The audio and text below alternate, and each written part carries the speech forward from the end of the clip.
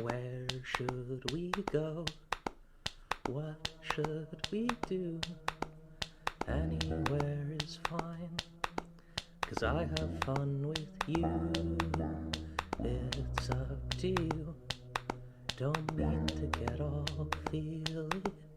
It's up to you. Really, really, really.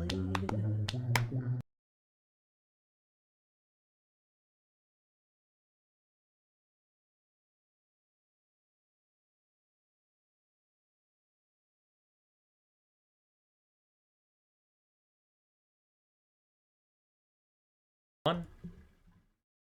Hi everyone. Welcome to It's Up to You Really Vision, an actual play of selections from Maggie Baker and Dean Vincent Baker's Mobile Frame Zero Firebrands. Um, I'm Eclipse, she, they. I usually GM. Today I'm playing Tetra, whose pronouns are she, her. And I am Minty of the Belmont system, and I will be playing Riso, who also uses she, her. Cool. Um, so yeah, this is gonna be a one shot that's gonna follow up directly from the uh, the events of the end of Disc Two, when Troubletown was attacked, and I think my sense was that we would just sort of presume that Riso was captured, right? Like, Mm-hmm. and kind of move from there. I kind of like the idea that like Riso is captured, but is like almost kind of a guest. Like I feel like that allows a lot of these games to be very fun. Um, Firebrands is like a mech game that's used for playing sort of like really intense mech and on foot encounters in sort of a high society, and I thought that would fit really well for like this like terrifying Parliament palace that Riso is dragged into, and her relationship with Tetra, who is a spooky inky slime girl, who works for Gouge, who's the leader of this like new parliament that she's trying to form. Um, and yeah, so I think like uh, maybe I wonder if there's anything in Solitaire that we could play for Riso, or maybe both of our characters, honestly. Um, Think, let's see, Bantriash. I don't know what that that's is. like noble. Nobles. Oh, I think nobles would make sense for the most part because like most Riso lived at the Parliament and grew up there. She was like given to Gouge and pulled like raised by her. And so this is more than just like an affair with just like some random people who kidnapped you. This is an affair with family, with friends, with people that know you. Yeah, these are people trying to drag you back in, basically. Mhm. So I think if we're gonna do solitaire, then um, I think you've been spending more time with your immediate family, and immediate family in this case probably meaning Gouge, Yeah. uh, trying to get a handle on what's happening. And I think instead you fought bitterly and split yourself. Uh, maybe it's more interesting if I play Tetra and Gouge. Now that I think about Ooh, it, maybe, yeah. I'll add Gouge to that. So scenes can be against Tetra or Gouge if they're against me. Yeah. But yeah, that sounds really interesting. Like maybe I don't know, like a conversation goes poorly, and like Gouge maybe starts with this sense that like Riso is like gonna come back, and you know, like now that they've captured her, like everything will be fine, and like it's not like that. Like everything is a mess essentially. Yeah. When I originally like made I guess Rizzo, Tetra, and Gouge in this case, the exact sort of situation I was thinking of was literally just Shira, in which Right. Gouge's relationship with Rizzo is kind of like that of um Shadow Weaver from Shira. Right. Yeah. Definitely makes sense. And the fact that they would fight at this point, because like Riso has been away from the Parliament at this point. She's seen what they do. She's seen honestly, I feel like Garvel Sand is probably a big inspiration for her here. Mhm. Because what I imagine is happening here in this situation where the two of them are like fighting is that it's like Gouge is coming in. She's very nice. She's like, "Oh, Risa, welcome home. You're finally back, and we don't I don't have to like fight you anymore." Yeah. Uh, I think Gouge has been taking off-worlders hunting, fishing, and touring her family's estates. In this case, I think off-worlders are like Easterners, and like folks from like the Wizards of the Font episode, and let's see, uh,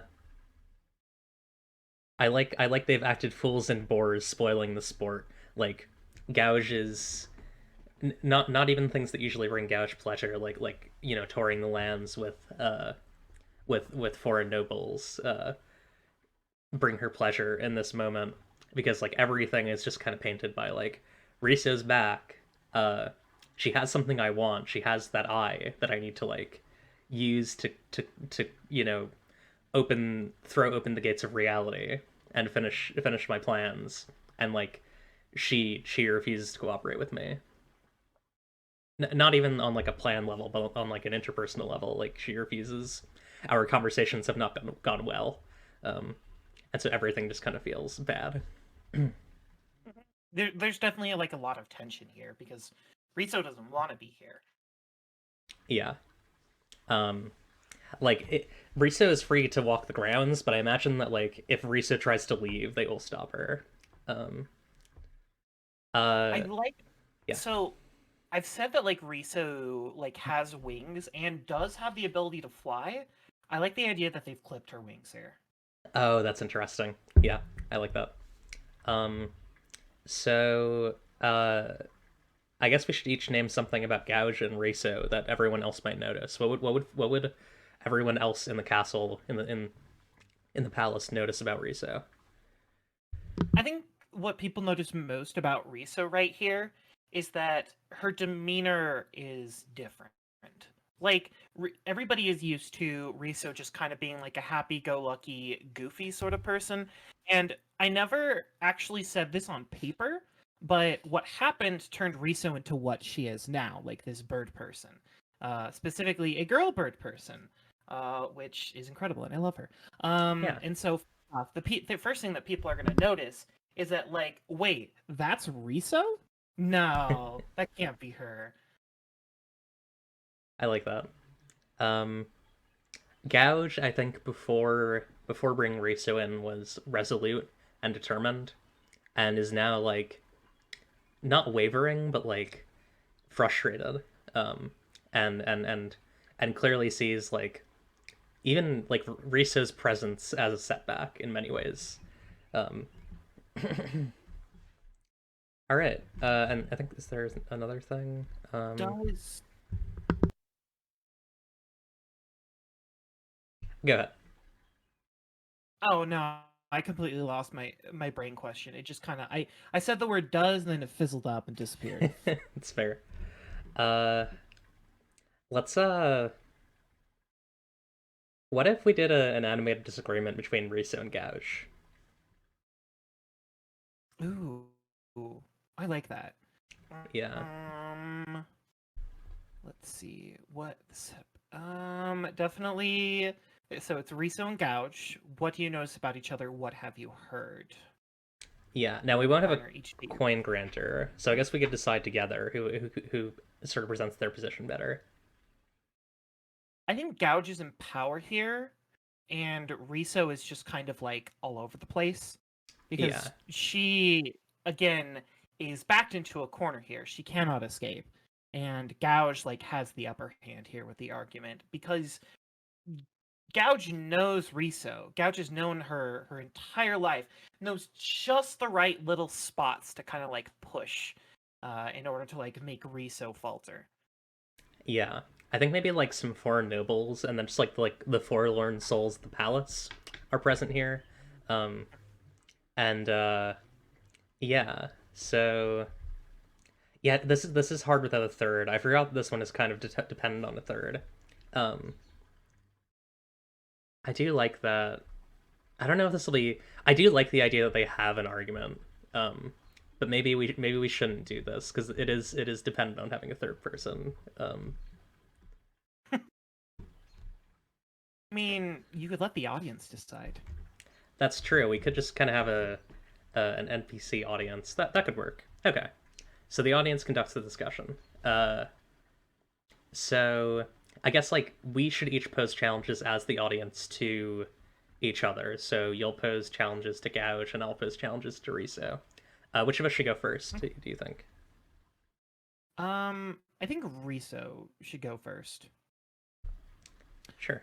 Do we want to do this in character or just more of like the talking? Uh, I'm gonna play it in character. It's really up to you how you wanna do it. I think I think we'll go with please explain how your position is best for the most people. Because what she's trying to do is like throw open the doors of reality to kind of like change it, right? Yeah, I mean specifically, she wants to build an army. So I think Riso, while they're like in the middle of like this host, Riso makes like a huge scene, kind of like throwing off the focus and embarrassing Gouch here. And so it's just kind of like a little bit of a sarcastic. Oh, sure. Hold on, let me do the voice. Let's see. Let's see. Okay. Oh, sure. Like you. No, that's a little southern. Okay, fuck it. Let's just throw ourselves into it. It is like this. Sure. Yeah, there you go. It's like this. You think that you're just gonna make a big army and every single person in leaving is just going to bow down to you. The only thing you're going to do is like kill a bunch of people. So like how the fuck?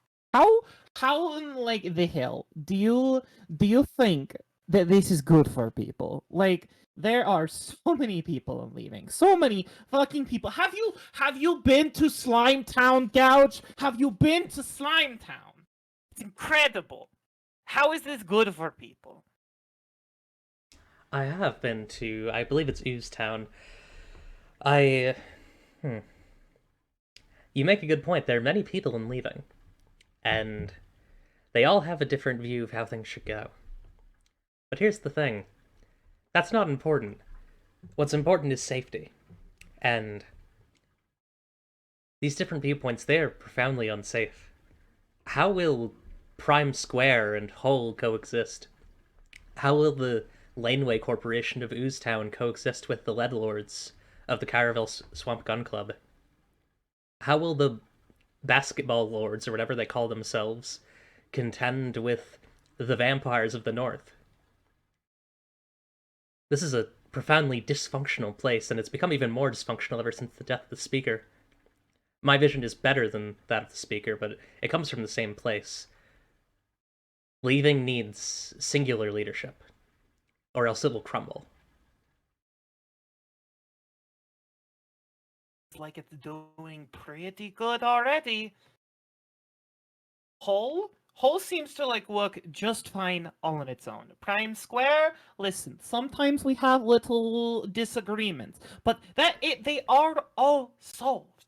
Every single community has their own way of solving problems, and the most of them have no desire to expand. The basketball lords, I don't know about you, I like their definition of problem solving. You just throw in a game of basketball. Like that's fine. And what's happened to the cooking battles? The way that you used to make decisions. What happened to you? I found the truth, and I recommend you do it soon too. Now tell me, how is? Hang on, I'm trying to pick one of these. Usually it's just the audience prompting these, but I like this just being like an argument. It's very good. Um, It's good. Tell me, what historical backing does your revolutionary position, your radical anarchist position, hold for any any people in leaving. For the longest time, we've been a society of, well, feudalism. What? How is what you intend to do in conversation with the past? I I don't really think that we should only be looking towards the past. But if you really must know, look at the world around you. Feudalism fucking sucks. And you think that you're just going to come in and everybody is going to bow down to you. Of course they're not. So you're just going to kill them. Eventually, that's going to leave you with nobody. You want to know what that's called? That's called being a tyrant. You want to know what happens to tyrant? Historically, they get stabbed with a magic sword and die. Like the speaker. Hmm. I see. Well, you make an interesting point, although most of this is simply oh, I can't think of the word. Like insults. Not ad hominem. It's like most of this is simply pejorative. I've never claimed myself to be a tyrant. I'm sure you wouldn't claim yourself to be a tyrant either, although I see your view as quite tyrannical myself. Oh. So you're just going to just be like, oh yes, I'm sorry, letting everybody kind of vibe and exist is tyrannical? I'm sorry. What kind of fucked up stupid argument is that? There is tyranny in when you do this, you open up a space for greater threats to take hold.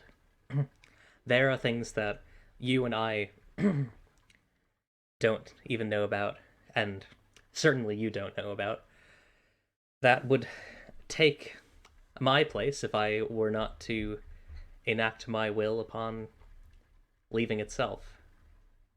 That is the tyranny.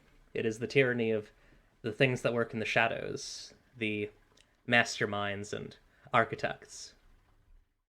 Like what? Hmm. Name one thing. I've heard rumors that the Duke of the Sun works in the shadows. He would conquer everything once again in the name of feudalism. And so you're going to stop him? Of course. And so will every uh, clever and I'm trying to decide how I want to do this. Uh, so will every clever and battle ready citizen of leaving. Gee. So they're not much of a threat then. Not when I'm in charge, no. But now, right now, they'll take over everything if they're not stopped.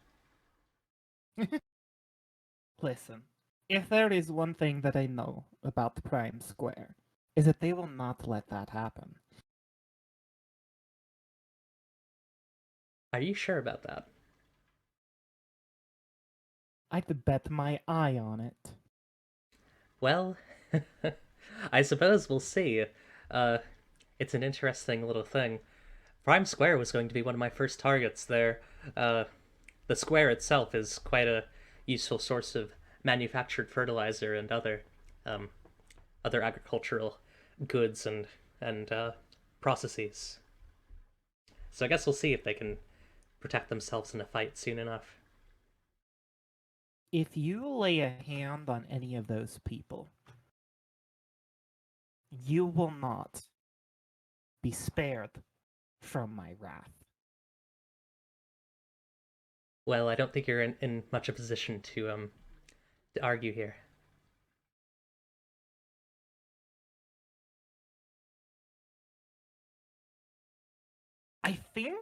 I think Gouch wins that.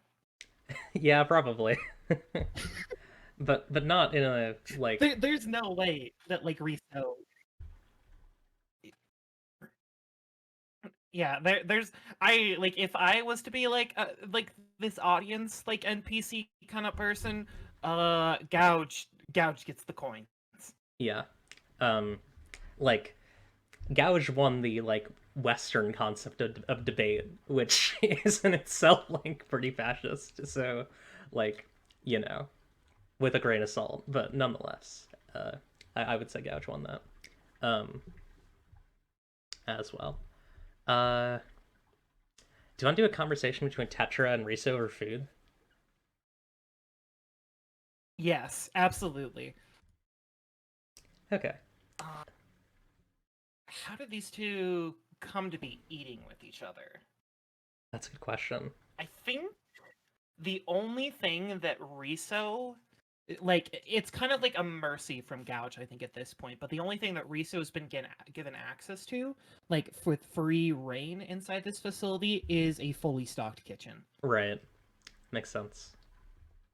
And after this argument has happened, Riso like fucking stomps away, or is probably dragged away. No, I think Gouge would probably leave and be like, "Oh, you're not in a position to be making threats," because when they were talking, I think Riso was under the idea that maybe Gouge still cared about her, and like Right. that was like, "Oh, she doesn't care anymore," which probably is heartbreaking. And the only thing that Riso really knows how to do really, really well is cook. Yeah, that makes And sense. Tetra, I think, would definitely come into that. Yeah. So what is Riso laid out for Tetra? Risotto. Nice. um, what does Tetra notice about Riso? She's ragged. Um, she's kind of like, I feel like the heartbroken, I think, is the thing that's happening here. Yeah, And like, definitely not in a good position. yeah. Uh, Tetra's hand shakes whenever she's using a sharp utensil. Um, Oh, and she like can't look at Riso. Um, yeah. I like the idea that this is like a. I don't think this is like the main dining hall. I think this is like a corner, like a little like eating corner, maybe like near the kitchen. Um, and yeah, at mhm, any point, so we take turns. Lowest social standing takes the first turn. So probably Riso, right? mhm. I think the one thing I want to bring up here is it's like because they're one of the first topical questions is I hope you don't bring up the fact that I just viciously mocked you because Riso did not recognize Tetra in that moment. Yeah, Black Slime Lady. Yeah, it was just a random black slime girl who just came down. It was like Riso was like, "I'm in the middle of something here. Do you fucking mind?" And just like publicly eviscerated her back in disc 2, I think. Yeah, I think so. Um, Tetra won't bring it up. Okay. Um, yeah, Tetra will pass, saying something about the food. Uh, it's very good as usual, Riso. Well, we were taught by one of the best chefs ever, I guess. Despite the fact that she is a fascist, I guess. Yes. She's very good at cooking. It's unfortunate. Yeah, it is. Truly a waste of skill.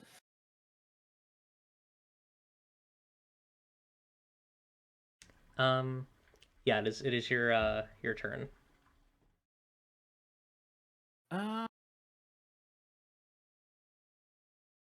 I think I hope to convince you that this place is not as good as you've been led to believe, being Uh-huh. like the parliament. Can Uh, I think it depends on what you say. What does Riso say specifically to convince Tetra of that?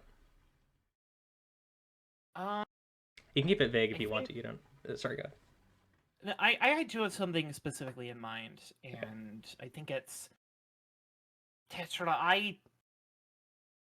I know that I kind of left in a huff when everything went down, and we fucked up the spell, and I kind of left you high and dry here. But the moment I left the parliament, there were people who were kinder, nicer than anything I have ever seen before in my life, and I can't imagine that in the time that you have been here, that you have been treated the same. I Run away with me.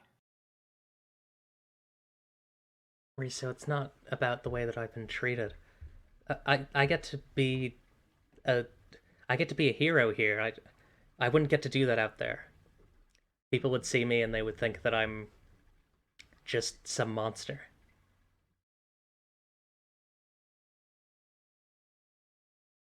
You're Come on, you're not a monster. There's plenty of slime people out there. No, I The mean, world go ahead. the world out there is so filled with all sorts of strange and unusual people that I've never seen before here in in the parliament. Like, what's there's so much more out there, and I'd love to show it to you if you can just let us out. None of those people that you know are part of the parliament, though, or used to be. No, no, they're not. Well, one of them was, and he came down to the same ideas that I had, that this place isn't good, and that the things that you commit under its rule are.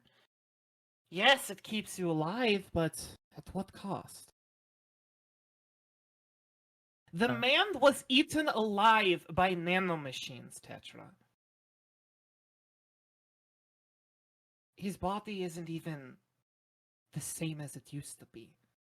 Granted, neither of ours, but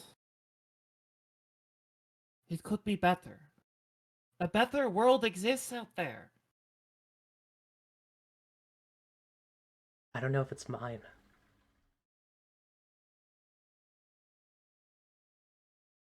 Uh, I think she's somewhat convinced. Um, ooh, I have a good one. Uh, Mm-hmm. Something gives you away to me. Or, sorry, no, I kind of want to flip this one. Something gives me away to you. What is it? Like, gives away that she's convinced. Uh, no, gives away that. Sorry, I feel like I probably should have made this more explicit. Uh, Gives away that Tetra has been sent to kill Riso. Uh, what would that be? I Yeah, think it's that.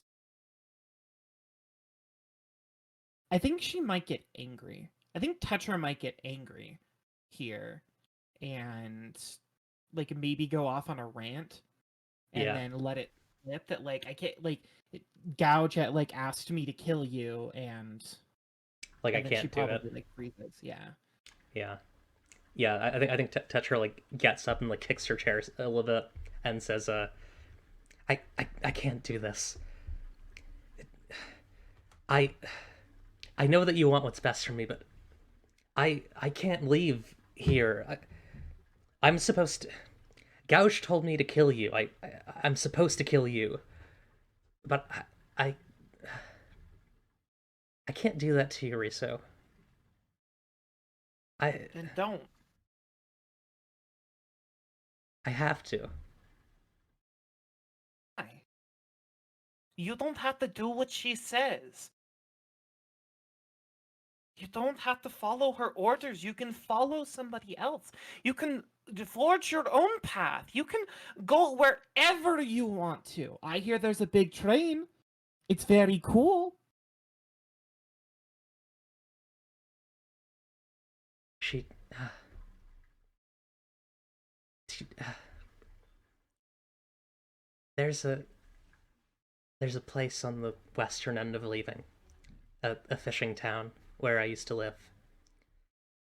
She, I told her about it because I trusted her, and now every time I say that I don't want to do something, she says that I have to or she'll destroy it. Tis all the more reason to not listen to her. No. You had your chance in the outside world. And I think she I'm trying to think what she has on her. I think she draws like a silvery dagger and she says get on your feet. Uh, okay. She stands. And I think we're gonna play meeting sword to sword.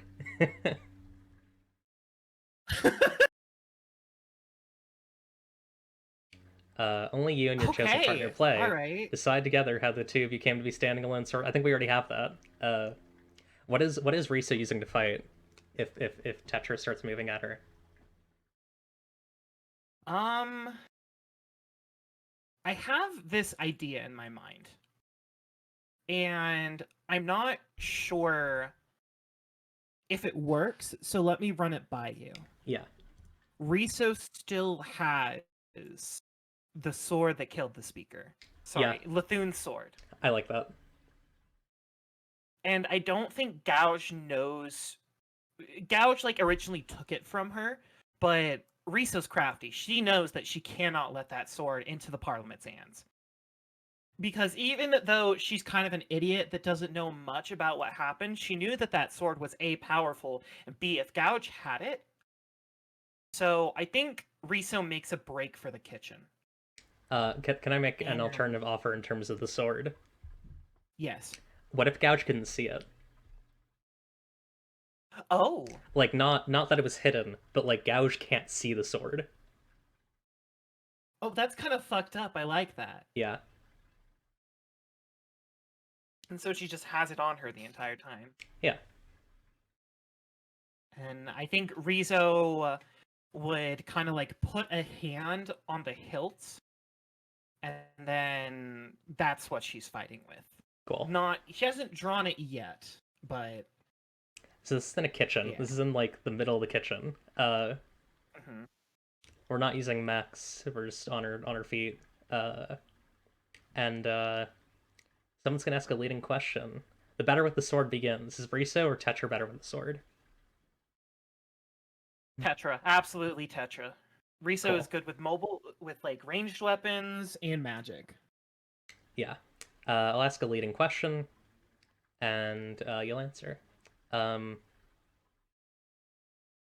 ooh, we lock swords in your mouth. Actually, that might be. I'm gonna do a lighter one first. We circle, sword tips touching. What do you say to me? Tetra, don't do this. I don't want to fight you. This is a magic sword that has all sorts of like crazy powers that I don't even fucking understand. I don't want to hurt you. I Please. I have to hurt you.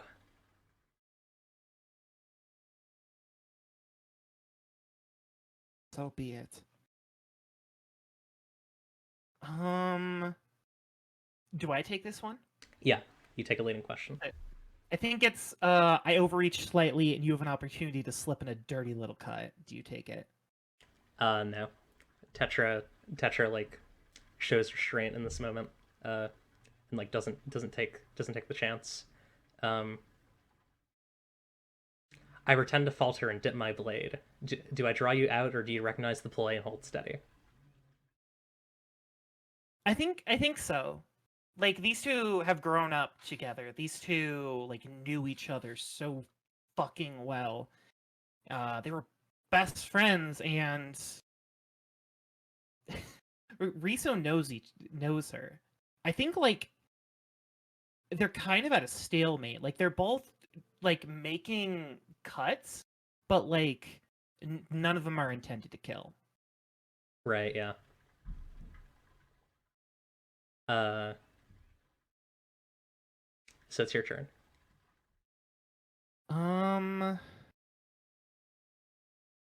Do we go for the gay one already? If you want to. We lock swords and your mouth is near my ear. What do you say? Oh, I have a good one because it's like it's both really distracting and also like true, but also like a bit manipulative. It's just I love Yuriso. Fuck. Ah,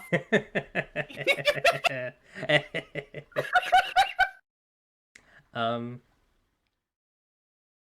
I have my sword's point to your clavicle. Do you submit or do you twist away to rejoin the fight? I think she'd submit there. Okay. Uh, does that put us in? I don't know if that puts us in closing. That might put us in closing question. I think it should. Yeah, which one of us should ask it? Because I feel like Tetra has the upper hand, which makes me maybe think that she should ask it. But also, Hmm. it's Risa's turn next.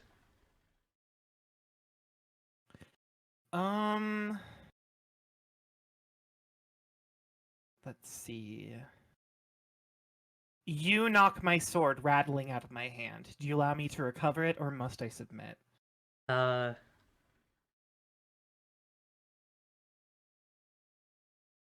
hmm. Yeah, I think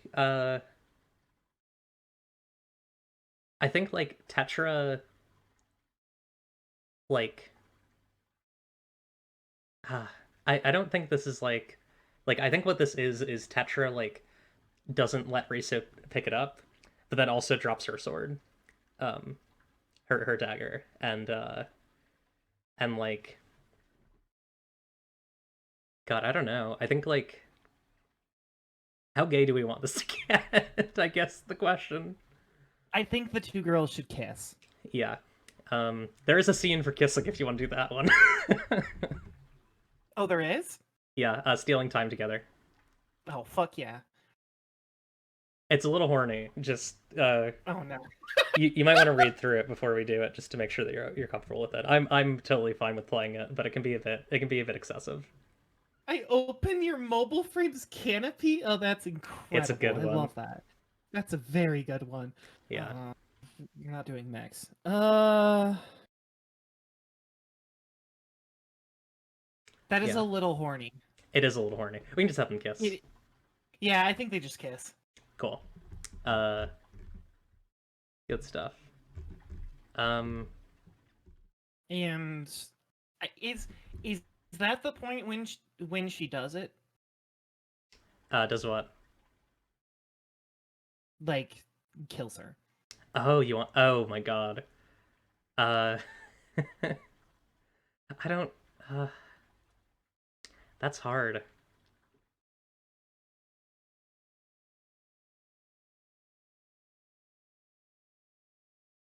That is really good. That's really painful. I do like it a That's lot. really good. Yeah. Um. Yeah. God. Yeah. I think Thatcher takes the moment to put a knife in Risa's back, and she like whispers in her ear, I'm sorry."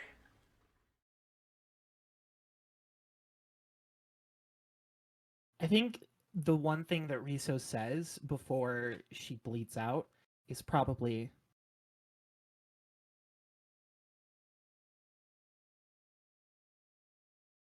God, fly free, please. And then she probably, I don't think she dies immediately because like a knife to the back is not immediate death, Yeah. but it's fatal. Yeah. I think Tetra picks Riso up on her shoulder, although like in Riso's perspective, like the back, like the crown molding of the kitchen, like folds away. Hi everyone. We had to we had to cut this together.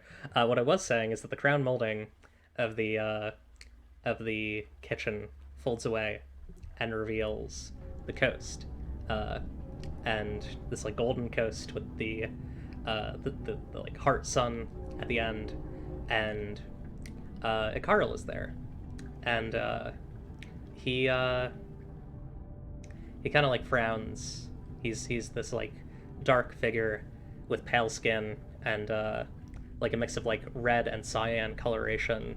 He has red hair and a kind of wide wizard hat, and he says, "I was hoping you would make it through that." I am not sure what I was hoping for, Yes, but I think I'm satisfied. you can go back if you want to. You can try at least.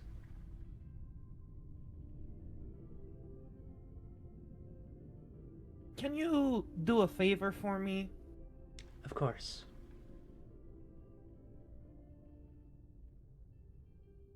Can you make sure the Tetra gets out? I I can try my best. That's all I'd ask. Not usually my. Well, where's that stinky swordsman? Let's fucking go. He I don't know if you'll be seeing him. Depends on how our Oh, conversation damn. goes on the boat. Come, take a Well, seat. Risa sits down. I think we can cut there. I think we can cut that scene there. Uh, um, in the meanwhile, I think we see Tetra bringing Arisa's body up to Gouge, and she's crying. She's crying black ink that's just like trailing behind her, and she's like holding Riso's sword with one hand, and she she arrives in like Gouge's like weird spooky like office, and she sees that Gouge is like mixing something in this weird like mirror bowl, and uh and Gouge looks to Tetra and says, "Ah, well, you've done it. Bring it here. We don't have much time to waste." And Tetra like holds on for a while, and Gouge says again, "Bring it here." And Tetra holds on. "Bring it here." Tetra holds on. And Gouge like lashes at Tetra with like a long tendril of amber and like swipes up Riso. And I'm not gonna make this too brutal, but does her titular act of removing Riso's amber eye, and she takes it in one hand and puts it over her own eye and like pushes in uh, and replaces her one of her eyes, and she like looks to Tetra and says, "You've done a very good job here. I'll be back. In the meantime, clean up this mess." And she just like points to Riso's body, um, and I think we see like a frame of like Tetra looking down at the sword and it unsheathing, and uh then like we cut to Tetra like with a sword covered in like amber blood, leaving the Parliament Palace, and uh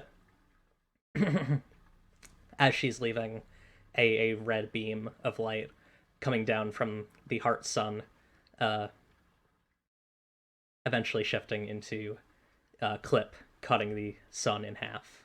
Um, and I think I'll tease a bit of what Gouge is up to. Uh, like somewhere between those events, we see Gouge like in like walking along like a strip of light like across the stars, and she arrives at this like giant like dark red crimson red like battle station in space, and she like opens the airlock to this battle station, and inside she just sees like this like horrifying pus of amber, this like just amber gunk that's just like tenderless and nasty and like raw, and she like frowns and maybe even sheds one tear as she realizes that the parliamentarians she meant to bring to leaving are all dead. And then in rage, she like absorbs them into her eye. She absorbs them into the amber eye, and I think that's where we'll cut. This is very cool. This is a fun little Very game. cool. Holy shit. Yeah. I recommend people play Firebrands for real. Like play the actual game with the setting because we were just playing selections of it, but it's a very fun little game. Um, yeah, thanks everyone for watching. I hope you enjoy because this will be playing right before Disc 4 of It's Up to You Really. I hope you enjoy Episode 1, Disc 4 if It's Up to You Really. Um, and I guess we'll be back soon. Uh,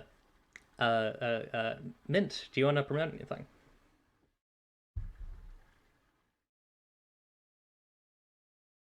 Twitch.tv/Shiny Chariot.